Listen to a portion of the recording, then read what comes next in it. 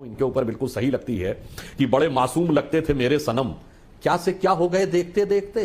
जिनको पत्थर से हमने बनाया सनम वो खुदा हो गए देखते। मतलब अब ऐसे खुदा इसलिए हो गए कि जेल चले जाए तो भी हम ईमानदार हैं, आरोप लग जाए तो भी ईमानदार हैं, अदालत से भी चार्जशीट हो जाए हम तो ईमानदार हैं, जिसे कहते हैं इनफैलिएबल हो गए, यानी कानून से, विचार से, व्यवस्था से परे हो गए। वीपी सिंह के आंदोलन से निकले भ्रष्टाचार के खिलाफ वाले, वो आप देखिए लालू मुलायम सब उन्हीं से बने थे, वो उनसे ज्यादा भ्रष्टाचारी सिद्ध हुए। उसके बाद ये निकले अन्ना आंदोलन से, तो ये उनसे ज्यादा भ्रष्टाचारी सिद्ध हो रहे हैं। इस पे तो मैं दर्शकों से कहूंगा, मुझे जॉर्ज ऑरवेल की वो नॉवेल एलिमेंट फॉर्म नजर आ रहा है। मित्रा जी तृणमूल कांग्रेस की सांसद हैं, उनके साथ होता हुआ दुर्व्यवहार इनको नजर आ रहा है, और बंगाल में कांग्रेस कार्यकर्ताओं के साथ होता हुआ दुर्व्यवहार, अत्याचार और हत्याएं नजर नहीं आ रही है।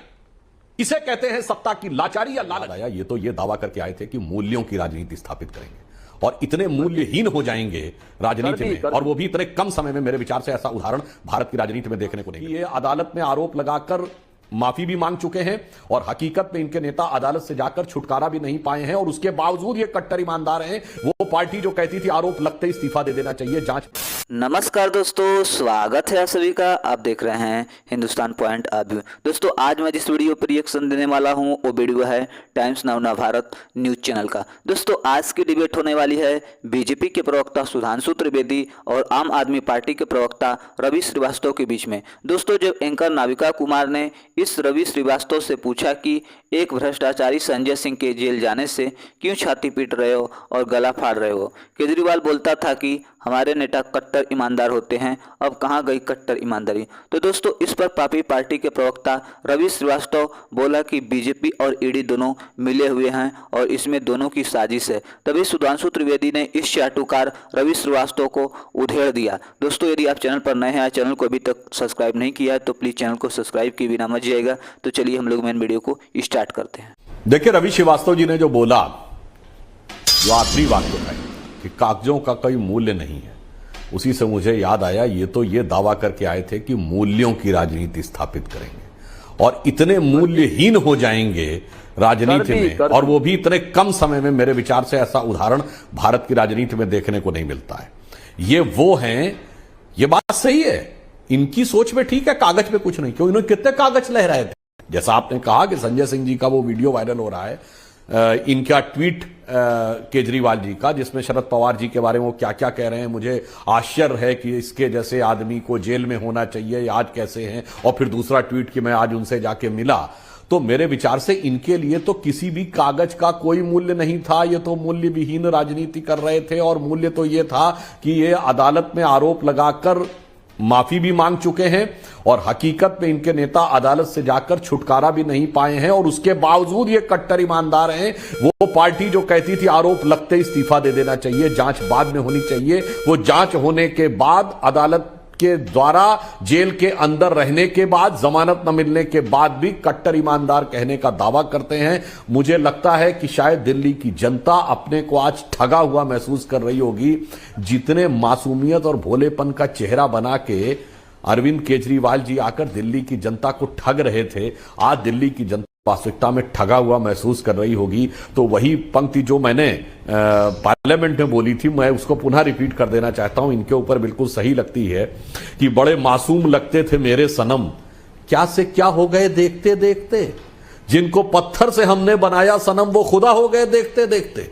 मतलब अब ऐसे खुदा इसलिए हो गए कि जेल चले जाए तो भी हम ईमानदार हैं, आरोप लग जाए तो भी ईमानदार हैं, अदालत से भी चार्जशीट हो जाए हम तो ईमानदार हैं, जिसे कहते हैं इनफैलिएबल हो गए, यानी कानून से, विचार से, व्यवस्था से परे हो गए। इसलिए मुझे लग रहा है, मान्यवर आपने बहुत सही बात कही है रवि जी, दिल्ली की जनता और देश की जनता बहुत अच्छी तरीके से देख रही। और जो बात अवनिजेश अवस्थी जी ने कही थी, उस पर मैं एक बात कहना चाहूंगा। यह सच है, बहुत दुखद बात है।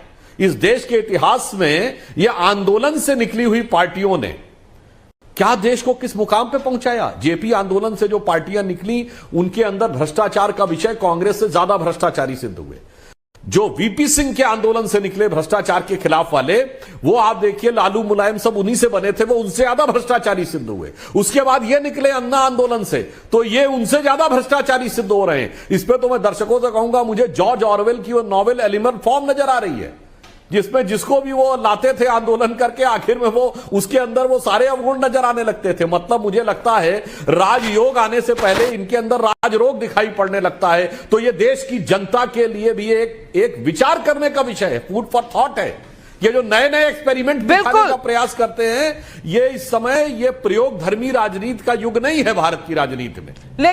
महुआ मोइत्रा एक महिला मोइत्रा जी को घसीटने की, ये सब जो टाइमिंग है ना, इनके उल्टे पड़ रहे हैं। जहां तक कांग्रेस का स्टैंड है, कांग्रेस बिल्कुल क्लियर है, जीरो टॉलरेंस भ्रष्टाचार की है। हमने शराब नीति थी उसका विरोध इनका किया था और हम अभी भी विरोध करते हैं कोई गलत नीति होती है तो। लेकिन अगर संजय सिंह जी को आप जब 3 महीने 4 महीने पहले ईडी ने कहा कि गलती से नाम आ गया, उस समय गिरफ्तार कर सकते। ईडी क्या इतना लंबा समय लेगी भ्रष्टाचार को रोकने के लिए? तो फिर ईडी का क्या तुक है? इसका मतलब ये इंप्लीकेट है कि मोदी जी या इनकी जो भी सरकार है उसके इशारे पे काम कर रही है। नहीं तो आप तुरंत काम करिए, भ्रष्टाचार को 2-2 साल 3-3 साल इंतजार थोड़ी करेगी कोई संस्था जो है। सुधांशु त्रिवेदी जी जवाब दीजिए, पहले माफी और अब गिरफ्तारी, क्या दोनों में आपस में कहीं ना कहीं कोई कॉन्फ्लिक्ट है?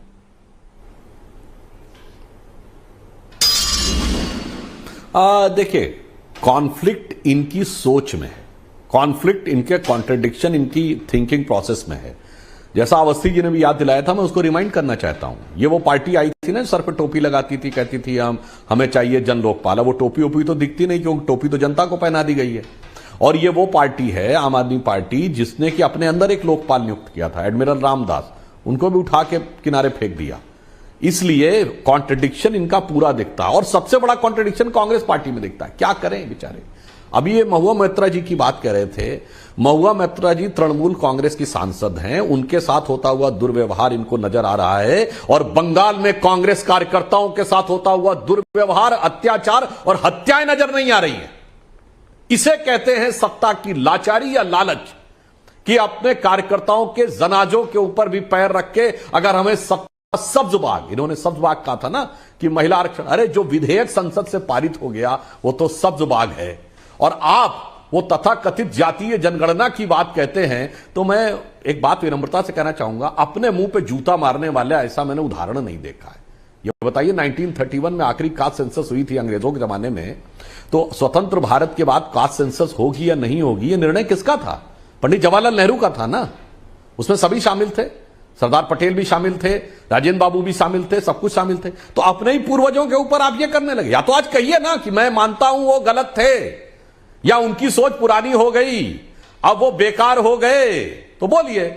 इसीलिए मैं कह रहा हूं कि भाई अपने मुंह के ऊपर खुद ही कालिक पोतना अपनी बातों से, ऐसे बेहतरीन कॉन्ट्रडिक्शन वाली पार्टी नाविका जी आपको भारत के इतिहास में नजर नहीं आएगी। बिल्कुल। और मैं तौसीफ खान आपसे पूछना चाहती हूं। नाविका जी 1 मिनट। वरुण पुरोहित जी, तौसीफ खान, सवाल यह है कि बंगाल में कोई एडमिशन का घोटाला हुआ था या नहीं हुआ था? जॉब्स का घोटाला हुआ था कि नहीं हुआ था? आपके मंत्री के घर से 2-2 हजार की गड्डियां निकली थी कि नहीं निकली थी? अब उस पूरे मामले में अगर जांच हो रही है तो फिर कहा जा रहा है कि सरकार है, उसके अलायंस पार्टनर है ईडी, सीबीआई, और वो टारगेट कर रहे हैं विपक्ष को। मैं पूछना चाहती हूं, अगर कुछ है नहीं छुपाने के लिए तो डर किस बात का? नंबर 1। नंबर 2, अगर इस तरह की गड्डियां निकली हैं, ट्रंक भर भर का पैसा निकला है, तो जनता को तो सवालों के जवाब चाहिए ना, जिन्होंने वोट दिया था। और अगर एजेंसी इन्वेस्टिगेट करे तो उसमें प्रॉब्लम क्या है? कोई प्रॉब्लम नहीं है, एजेंसी तो इन्वेस्टिगेट कर ही रही है। और जिनके खिलाफ इल्ज़ाम था उसके खिलाफ वो सीनियर मिनिस्टर थे, सीनियर पार्टी मैन थे, लेकिन ममता बनर्जी ने अपने पार्टी से उनको निकाल दिया क्योंकि उनके खिलाफ इल्ज़ाम है। उन्होंने साफ साफ कहा कि अब आप अपने आप को क्लीन करके आओ, आप जांच को देखो, जांच से क्लीन करके आओ। यहाँ पे तृणमूल में कोई भी जो है भ्रष्टाचारियों को प्रोटेक्शन नहीं देता है। उनके सामने आके ढाल बन करके खड़ा नहीं हो जाता है कि नहीं इसके खिलाफ एक्शन नहीं होना चाहिए, जो कि बीजेपी में होता है। बीजेपी में लंबा लिस्ट है जिनके खिलाफ केसेस पेंडिंग है, भ्रष्टाचार के, रेप के, मर्डर के, एक्सटॉर्शन के, हर तरह के केस। आज आप आंकड़ा उठा ले तो मेंबर्स ऑफ पार्लियामेंट में सबसे ज्यादा बीजेपी के मेंबर्स के खिलाफ जो है क्रिमिनल केसेस दर्ज है। आज जो है पूरा नक्शा पार्लियामेंट का बदला हुआ है, क्योंकि जितने क्रिमिनल रिकॉर्ड वाले लोग होते हैं उनको बीजेपी चुनाव में देती है टिकट और जितवा करके ले आती है पार्लियामेंट में। क्यों उनके खिलाफ एक्शन नहीं होता? ममता बनर्जी ने तो अपने मंत्री को रिजाइन करवा दिया, उनको जेल में गए, उनके खिलाफ भ्रष्टाचार चल रहा है। एक मंत्री को रिजाइन करवाया है क्योंकि वहां इस तरह के नोट मिले थे। लेकिन तौसीफ खान, क्रिमिनल केसेस की बात करें तो कईयों पर क्रिमिनल केस आपकी पार्टी में भी हैं जो अब तक बैठे हुए हैं। और ये विजुअल, ये देखिए वो नोटों की गड्डियां जो निकली थी पार्था चैटर्जी जो आपके मंत्री थे उनके घर से, और ये तस्वीरें जो हैं वो बताती हैं कि वहां क्या हुआ था।